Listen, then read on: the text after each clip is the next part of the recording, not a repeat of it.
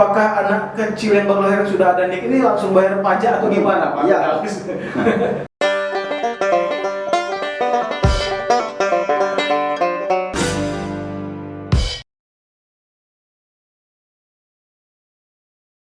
Baik, kembali lagi di bincang-bincang dan rumpi tentang perpajakan bersama saya Airos dan Pak Firdaus dari KPP Madya Pekanbaru.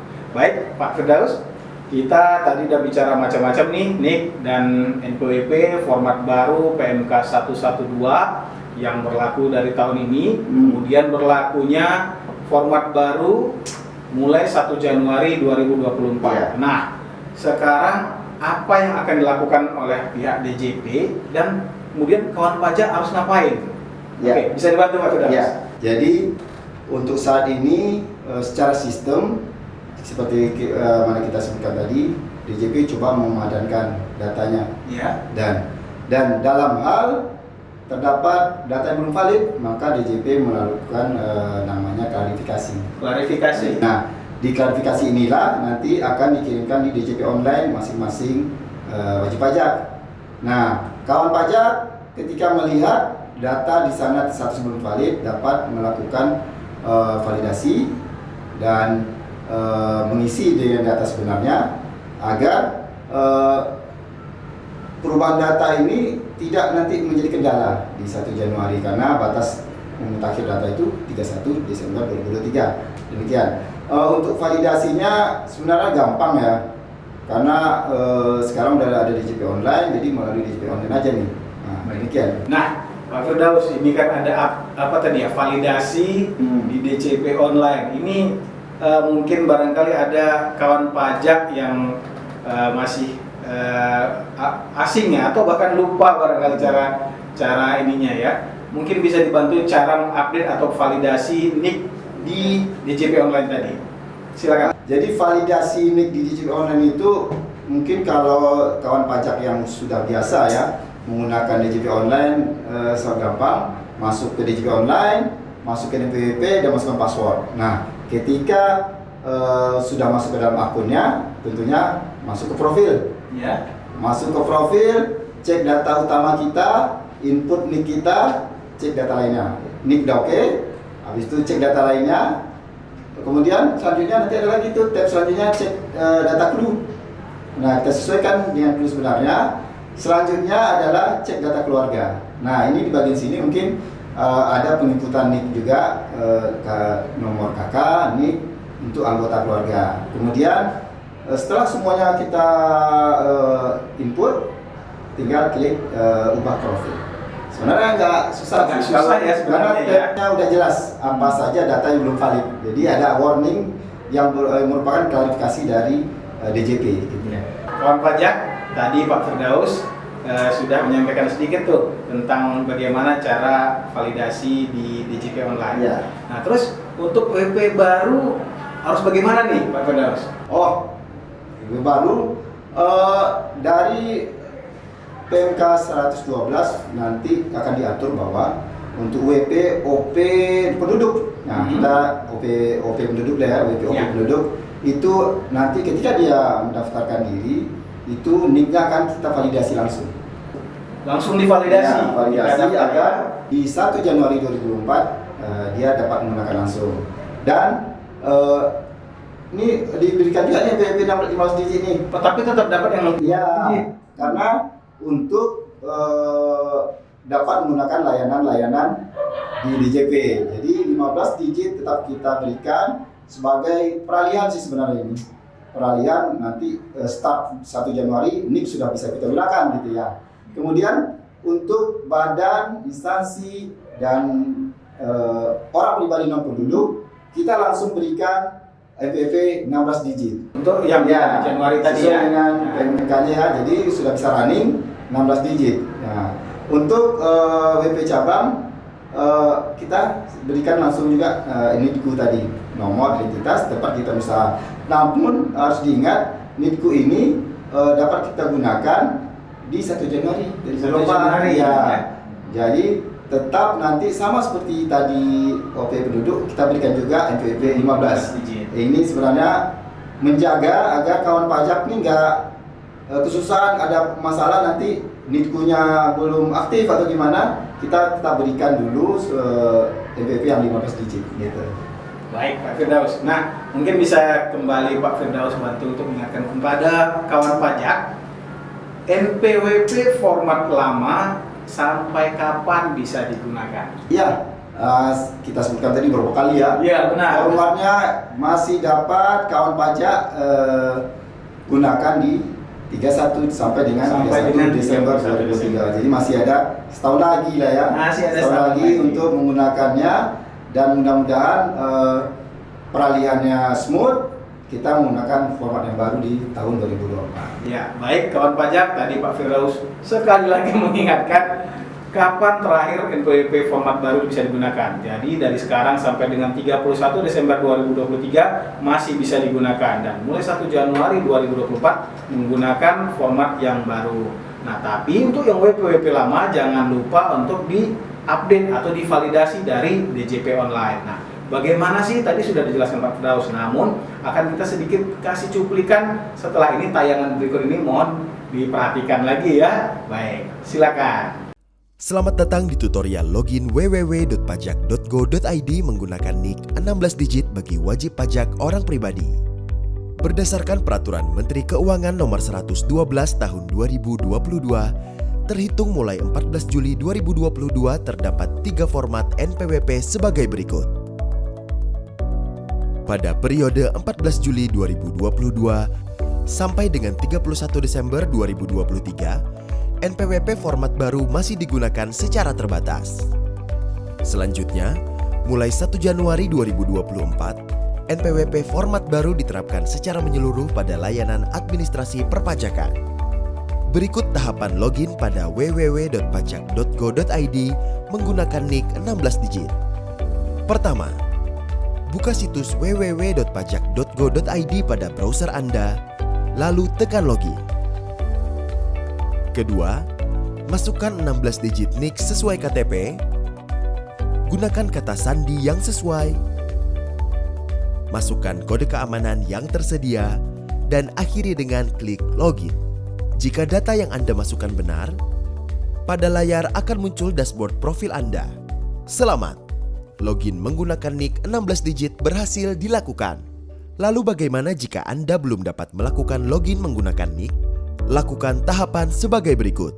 Pertama, buka situs www.pajak.go.id pada browser Anda, lalu tekan login. Kedua, masukkan 15 digit NPWP, gunakan kata sandi yang sesuai, masukkan kode keamanan yang tersedia, lalu klik login. Ketiga, buka menu profil, masukkan NIK 16 digit sesuai KTP Anda,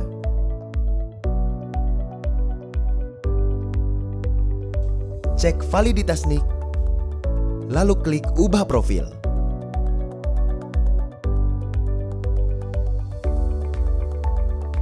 Keempat, untuk menguji keberhasilan langkah sebelumnya, lakukan logout atau keluar dari menu profil saya. Kelima, silakan melakukan login kembali menggunakan NIK 16 digit. Gunakan password yang sama, masukkan kode keamanan yang tersedia, lalu klik login.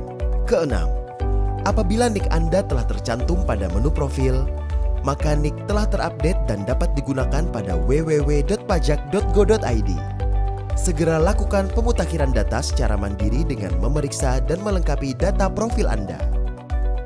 Jika Anda masih memerlukan bantuan, silakan kunjungi www.pajak.go.id atau telepon ke Kering Pajak 1500 200. Subscribe channel YouTube Ditjen Pajak RI untuk memperoleh informasi dan tutorial lain.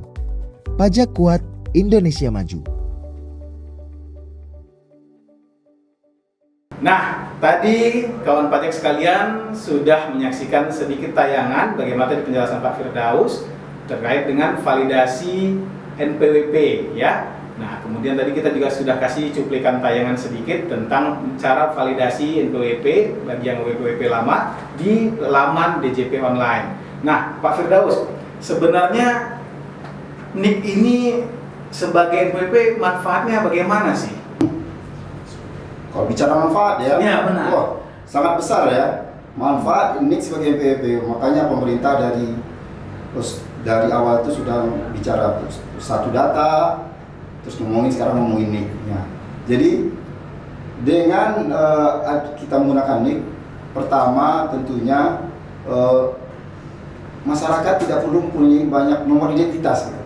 Nomor ini yang mau pusing juga gitu kan. Ya. Banyak nomor padahal kepentingan itu bisa kita bikin satu nomor identitas, dan tentunya dengan ada satu nomor identitas masyarakat gampang memperoleh layanan apapun ya. Dengan NIK kayak BPJS ya, BPJS masukin NIK, oh dia terdaftar. Jadi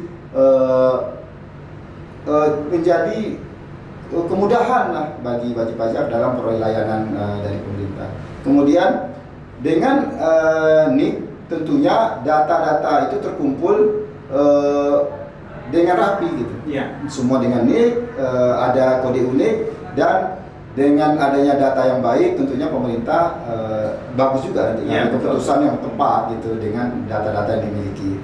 Kemudian dari segi perpajakan tentunya memperluas basis perpajakan kita. Yang tadi shadow ekonomi, tentunya ketika dia tercatat saja di instansi NIK-nya langsung terdeteksi di kita. Jadi basis perpajakan kita meningkat, terus data kita tentunya terintegrasi ya dengan instansi-instansi lain dan memudahkan pengawasan kita juga. Jadi salah satu fungsi kantor pajak tentunya ya mengawasi bahwa seluruh kegiatan itu sudah sesuai dengan ketentuan yang berlaku. Nah, kemudian yang terakhir dari pihak lain yang membuat data tidak perlu membuat file lagi, memikirkan filenya apa dulu nih untuk pengenalnya nih. Kan NIK saja gitu kan. Cukup NIK saja gitu. Jadi nggak ada data yang terpisah gitu. Nah, khusus untuk peningkatan penerimaan kita di pajak, pemerintah sudah menerbitkan PP 31 tahun 2012. Jadi di PP ini ada kewajiban bagi instansi, lembaga, asosiasi atau pihak lain agar mengirimkan datanya ke pajak. Jadi namanya itu kita sebut itu data ILAP ya, data ILAP. Sekarang tuh sudah ada total 69 instansi atau badan atau asosiasi lah yang mengirimkan. Jadi dengan pemberlakuan NIK sebagai NPWP, maka data-data yang berbasis NIK, nah baik data keuangan, non keuangan akan terkumpul di pajak. Jadi di sana barulah kita lakukan pengawasan, dan mudah-mudahan dengan pengawasan seperti ini akan meningkatkan penerimaan kita juga gitu kan. Nah, mungkin itu manfaatnya yang kita paparkan. Baik, di mana penerimaan negara 80%, hampir 80% dari pajak ya, kembali kepada kita semua kawan pajak. Nah, kawan pajak tadi begitu banyak manfaat NIK dijadikan sebagai NPWP atau NIK jadi NPWP gitu ya, untuk satu nomor identitas yang memudahkan kita dalam kepentingan-kepentingan kita nantinya. Nah, kemudian NIK ini kan selain di KTP juga ada di kartu keluarga, Pak Firdaus. Nah, di mana anak yang baru lahir setelah dibuatkan akta kelahirannya kemudian terdaftar di kartu keluarga sudah punya NIK. Nah, apakah anak kecil yang baru lahir sudah ada NIK ini langsung bayar pajak atau gimana, Pak? Emang ini ya, di media ketika terbitnya undang-undang ini ada kehebohan ya. Anak kecil jadi harus bayar pajak. Padahal mungkin narasinya agak bombastis juga ya. Jadi sebenarnya untuk penggunaan NIK ini ya tidak semerta-merta ada NIK seorang jadi bayar pajak gitu. Walaupun NIK jadi NPWP terus dia jadi bayar pajak, enggak. Itu konsepnya. Jadi sesuai dengan ketentuan perpajakan, seseorang itu mempunyai dapat diberikan beban pembayaran pajak gitu ya. Tentunya kewajiban perpajakan itu apabila memenuhi syarat subjektif dan objektif. Jadi ada dua syarat itu.